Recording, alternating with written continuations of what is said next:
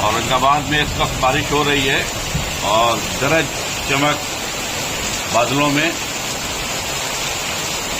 थोड़ा ओला भी महीन सा दाना गिरा है। ओला का ओलावृष्टि भी हुई है औरंगाबाद क्षेत्र में। इससे फसलों को भी नुकसान होगा। लाई की फसल, जाहिर बात है, जो कटी पड़ी है, जो खड़ी है लाई की फसल पक चुकी है, उसको नुकसान। बारिश, गरज चमक, कल से बारिश हो रही है।